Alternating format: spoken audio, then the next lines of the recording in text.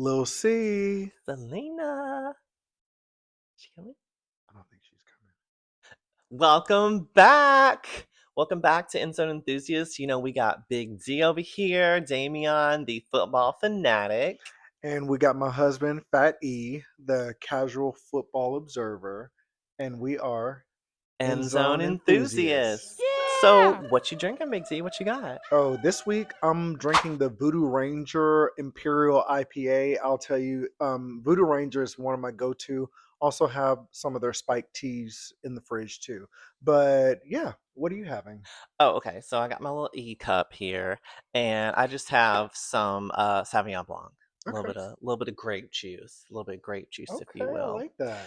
And so here at the End Zone Enthusiasts, we are here to talk to football fanatics, or maybe you're a spouse, friend, or even a roommate of somebody who's a really big football fan. And we're here to recap and react and give you some talking points about football that we can all share. So I'm going to take a sip of my drink. Big D, tell them what they can do. So if you would like, subscribe, and share. Um, also, if you had a rough week like I had watching football yesterday, Oh no! you Oh can also put your no! condolences down below in the comments. I know it's hard, but we're gonna stay on the happy train. So, if you would just comment and send all the condolences that I can get through this week, okay? I appreciate y'all. Like and subscribe, please. Okay, I'm good. Good. Everybody over here stressed. Okay. This week in college football, this is college football week 2 now. Yeah. I was looking over kind of all the games. There was a few competitive games, and Yeah. many of the opponents sort of outclass each other, where you have like a big name ranked team who's playing a school that most people haven't even heard of. Yeah. I think this was the weakest, probably the weakest you're going to see for football season of like those outmatch games. Mm. So, but we got a couple really good ones that happened. But Yeah, so that we're primarily going to be talking about those ones that were more competitive. And the first one is a tough one, but we're going to start by talking about the Florida Gators and USF Bulls. So we devoted a lot of time to this game because, of course, my baby is a Gator fan. yeah, And so we recorded Come our on. reactions to it. I thought it was a very hard fought game, yeah, but it was in fact a disappointing loss. It was, it was at home field. Everybody wants the home team to win. yeah. It was a little bit of a rough moment.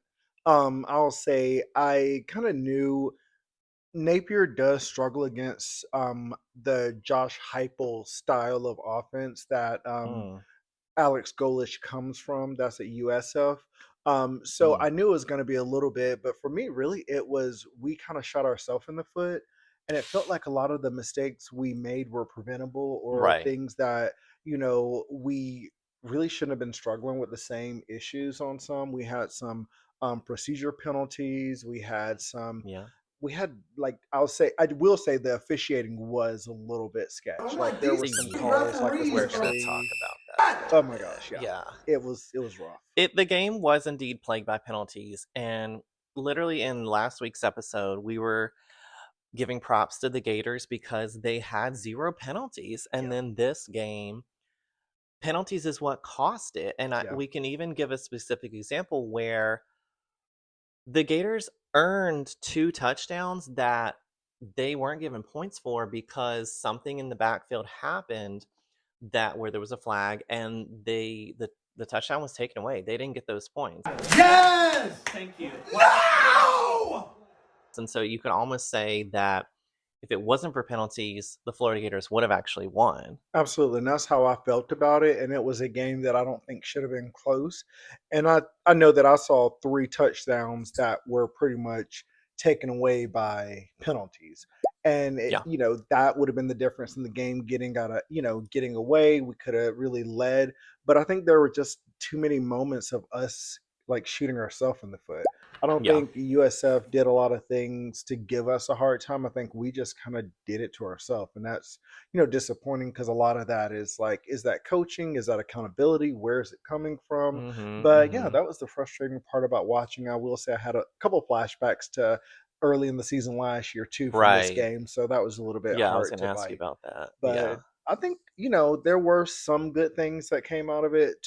In my opinion, I think Yes! the defense was okay. There were some moments where they weren't set yet, Mm. and USF took advantage of that, and that was a little bit disappointing. But also, that comes with playing a tempo team. I don't know if they prepared enough Mm. for this week coming in, knowing tempo is going to be the strong point. But yeah, the defense was okay, though. I won't, say it was them. I just feel like the offense was kind of clunky, and it felt like, it was like a car that, a stick shift you can't really get in gear, and it's kind of just grinding, and you're just like, hold on, I'm gonna get there. I'm gonna get there, and Yeah, it definitely didn't feel like it had a flow And no. that to it. flow. It was a quick game to watch. Like it felt like it went by quickly, Yeah. but at the same time, sort of felt slow because I don't know, what didn't have that flow that we're talking about, Yeah, there were some good plays. and so many flags Oh yeah, also makes it difficult. There was some legitimate bad behavior. If Move back, you you'll probably suck! see online like somebody spitting in somebody's face. I won't say who did what, but somebody spit in somebody's face. But there was also some referee calls that we're we thought questionable. were questionable, that Yeah, and that's not really anything that we can question. But again, there's the fact of like the Gators literally got into the end zone, made some touchdowns that were then taken away. So Nope. yeah. And I also think we could have got a little bit more creative. Maybe we could have put in Tramel Jones for a drive or two, just because that would have gave something different for the defense to look at. It would have the gave backup us quarterback, Tramel Jones, we saw him last week and he did really well, but yeah. he did not play Yeah, and I yesterday. know they probably want to keep DJ in his flow since he's behind. He didn't get a lot of practice, but at the same time, I think that we needed to do whatever we could to throw different out there. But it was a good thing we saw Aiden Mazel was back from injury this week, which was Hmm. phenomenal. Yeah, that's good. And he had some really great plays in the game. LJ McCray was back for the game. We saw him. I thought Pup Howard was going to be back, but I don't think we saw him. Mm. But yeah, I just feel like we we have too much talent for that game to have happened, and that was a little Yes. bit more frustrating. Yes. But at the end of the day, it was mistakes. I I think it's a combination of mistakes. I think it was lack of accountability that's been created for a lot of these penalties to go on. I Hmm. think some of the scheme, like some of the play calls, weren't right, and I think that was disappointing. And then also, I think that there were so many misses by some of the players. Like I still think back to one with Tony Livingston, who drops a perfectly thrown ball and he was in the Mm. end zone. So, Oh no! I think they'll be better. And even as Florida is now going to be unranked. I think they've already dropped out of Mm-hmm.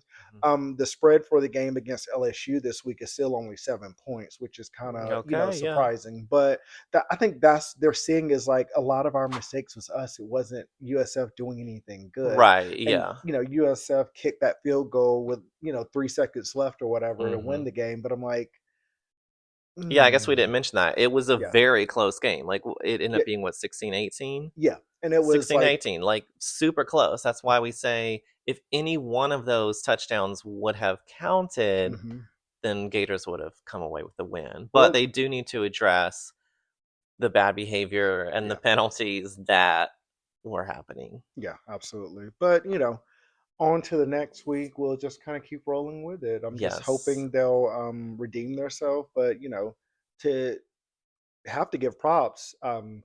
FSU beat their team 77-3 Light or their something ass like up. Yeah, that. 77. Light Yeah. their ass up. Because, of So course, Light them I motherfuckers didn't get to up. watch that game again. I don't know when I'm going to be able to watch a Florida State game, even though, again, that's who I pull for. But, they definitely seem really strong for the ACC. yeah, I think they're going to be. I really think they're going to be the one of the favorites. I think it really is going to come down, like I said last week, to them in Miami. I think that it does put FSU firmly in the driver's seat, and I think they're looking to make up for the year they were left out of the playoffs. So Right. yeah, big things Yeah. are coming for With the them this injury last season. year. Yeah, so Yeah. Okay. So the next game that we have to talk about, which in a way is kind of similar to the Gator USF game, because this is another game where the home team, A has an advantage, but B, the stadium was really behind them, Mhm. and that is Ole Miss versus Kentucky, where it was Yeah. at Kentucky. Kentucky, like you a drag queen. Talking like a drag queen. Talking like a drag queen. You could tell watching the game that the audience was really behind the team, and you could tell that the team really wanted to pull out a win at home. It had a really good energy to it, Mhm. and so I'll say it was hard fought, but again, it was another home team loss. Yeah, absolutely. And I think um, Ole Miss came into this game motivated because last year, Mm, really, their loss to Kentucky, and Kentucky wasn't good last season. That loss that Ole Miss had to Kentucky is actually what kept them out the playoffs. It wasn't their loss to Florida; it was mm, losing to a bad Kentucky team. So mm, I know Ole Miss came in motivated to kind of get that win, which they did. But I think this game is always it's a weird moment of Kentucky weirdly seems to be able to be competitive with teams they shouldn't. mhm, And I think there was a lot of good things that I saw from Kentucky that I think they'll be decent, but mhm. also from Ole Miss things that I think will be you know coachable and moments they can kind of build on. Yeah, Ole Miss can definitely keep building. Kentucky doesn't really have anything to be ashamed of, I No, don't think. no. I don't remember which team it was, but somebody kicked the ball and the ball like hit the goalpost, and I always think it's so funny when that happened. I don't remember who kicked it. Yeah, I think it was Ole I'd have to go Miss. back. It, So, it was but interesting. yeah, both teams did good. Yeah, I think on the Ole Miss side, they have a first time starting quarterback with Austin Simmons, who, Mm, just to give a little bit of backstory, Austin Simmons was committed to Florida and flipped to Ole Miss. okay. So, we know about him, we know how good he is, but he did kind of struggle. I remember, I think he got intercepted twice in just the first quarter, and he had another one, but, he's a young quarterback leading offense that's really going to build to his strength. Um, but I think he'll be good. I think it's just those moments of no experience is better than game experience. So he just needs to Hmm. build on that. But I think he'll be good. But on the other side, Kentucky Calzada, who's been at so many schools, um, he actually looked really good in that offense. I think they had some good moments. The defense had some good moments. So it was a surprising game. Well, we have even more games to discuss, but I'm looking at the time and I'm feeling a little bit hungry. So My husband's always hungry, so let's take a break, babe. let's take a snack break. Okay. Well, he's tough. He's smart. He's gritty, and he's tough. I think he thinks he's tough. That he Cheers. is. I got me a sandwich. So I took a Boston butt and I put it on in the crock pot for about 16 hours, let it go. You can see how moist my meat is. It came out really good.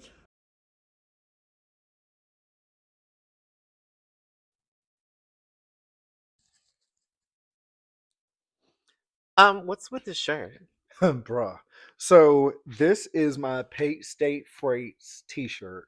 Josh Pate is one of my favorite sports commentators. Like he's the man. I actually have a chalice of supremacy from him, He does. just so you know, because like I ride for Josh Pate. So I felt like I should represent him today with the Pate State Freights.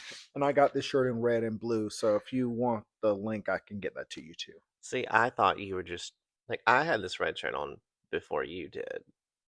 So I thought you was Maybe. just trying to copy me. Yeah, yeah, that's what I was trying. I like to match. That's what it was. I matched him. Yeah, yeah, matching is important. Uh huh. Welcome back. So hopefully you got a snack. I got a snack. Thank God he got a snack, But yeah. y'all. The next thing they want to talk about, another competitive one, is Arizona State, Mississippi State. I'll admit I don't normally follow them, but again, we were trying to find interesting games this week. Yeah, And with this one, of course, I felt like I needed to bring my cowbell. the cowbells are like it's a thing, and it's loud, and it's a little I obnoxious, wouldn't be able to but stand it. yeah, That's what Mississippi State yeah. does, the cowbells. No tea, no shade. And we That have to is what it play is. Mississippi State too this year. So Oh, the Gators are going to play Mississippi State. Come on, Is what you're it's gonna be Gators. saying. interesting. Come on, Now, Gators. Y'all ain't gonna catch I us. thought it was a really good effort from both teams. Like, Yeah. this actually was a really good game to watch. I was impressed with the Arizona State quarterback. I guess his name is Levitt. I saw him like run, like, go on his feet many times. He also passed many times, but he did throw 2 interceptions. But Yeah. I was impressed with their quarterback overall. Something else that I thought was interesting from the Arizona State Mississippi State game is that there was a period of time during the game when Arizona State scored 20 points in a row Yeah. and without Mississippi stopping them. Yeah. And I think, but on the flip side of that is Mississippi State got out to a 7-0 lead Yeah. at that one point, and like I think Mississippi State really dominated that first half and even had that interception to end the first half. So I thought Mississippi State did good. I'm like, Jeff Lebby's going to have a good offense, and it actually looks like they're probably going to make a bowl game this year, which for them rebuilding, second year head coach and Jeff Levy. At Mississippi State, it was impressive because Arizona State made it to the playoffs last year. They're a really Oh, good team. And so it also is a big deal for Mississippi State to get a win over a top 15 non conference totally. team because I think it's just they're trending the right way. And it looks like some of the transfers they had are paying off too. And Blake Shapen threw the game winning touchdown pass in the final minute of the game. Oh, I So it know. got really competitive.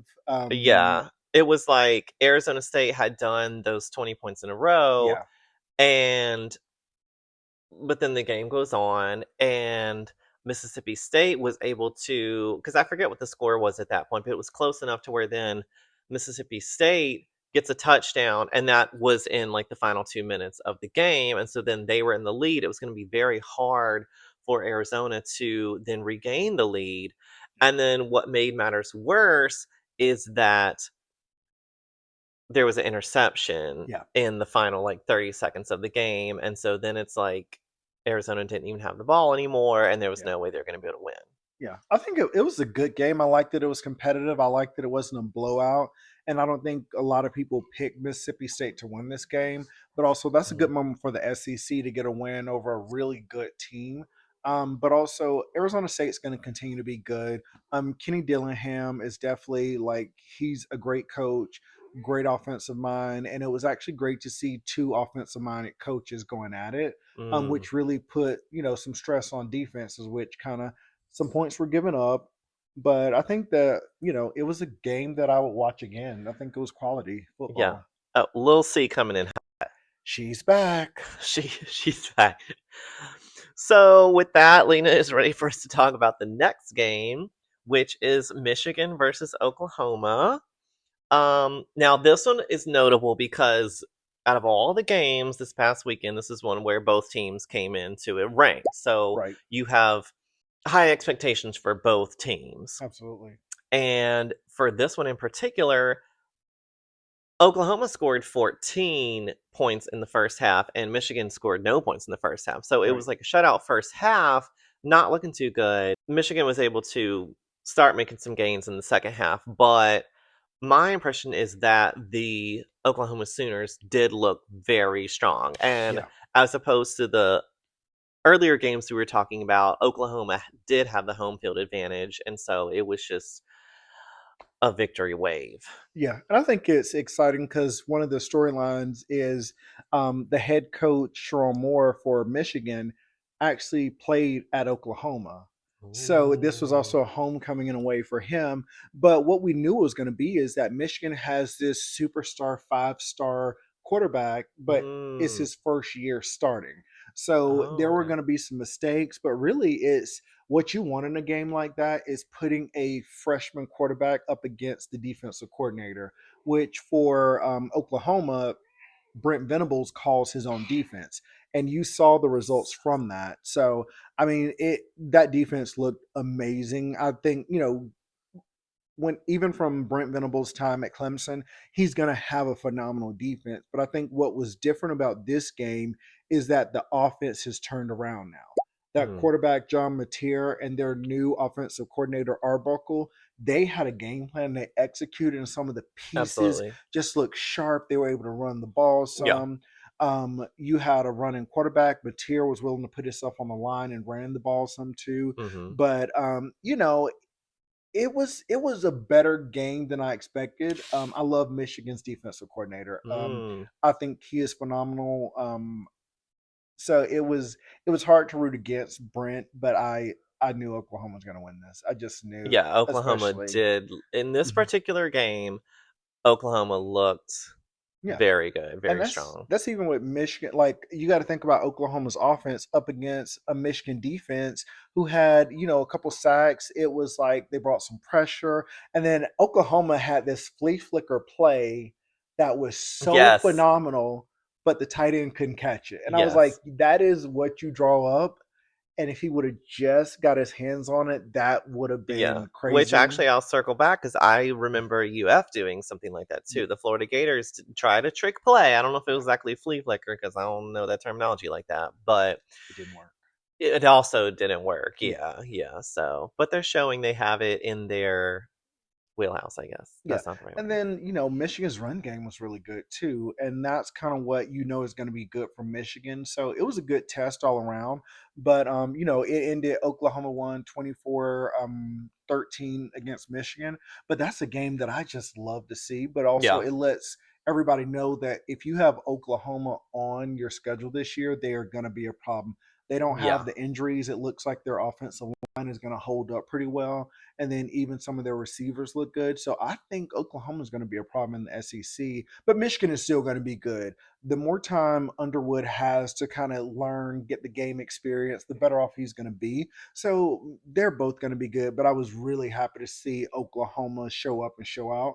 And I know some people had Brent Venables on the hot seat, but I think this shows that I don't think you want to get rid of him with what he's doing. So right. it was good overall. I was Can happy with that. you sorry to interrupt. Can you tell your daughter to sit down? Sweetheart, can you sit? No? No? No? Okay. Those are the games that we wanted to highlight this week. Hopefully, you got some good takeaways from that. Now, the season is still going. So, Big D, what games look interesting next week? Definitely gonna be Florida going to LSU. We're going to Death Valley, and it's gonna be a 7:30 night game, so that's gonna be a little scary. Oh, Yeah. yeah. Oregon is going to play Northwestern, which it's Right. not as big of a game, but I just like the idea of just seeing Oregon in action again. Okay, yeah, yeah. Clemson plays Georgia Tech, so you'll be wondering how is Clemson going to look.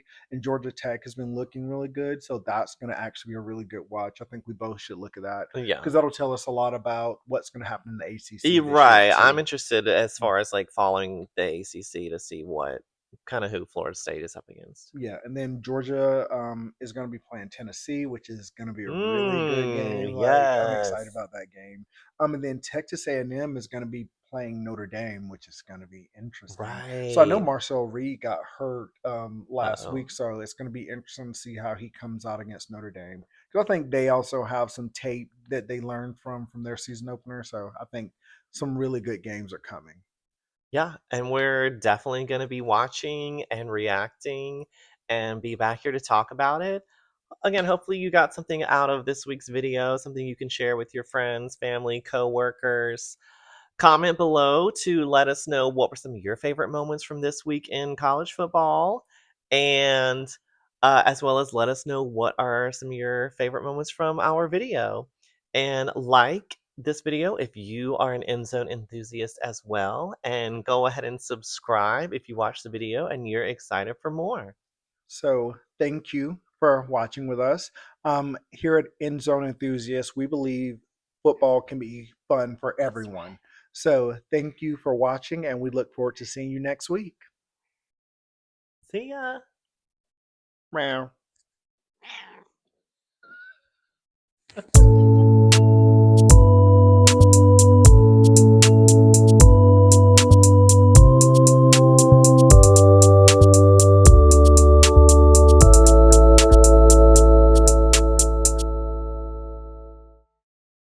Welcome back.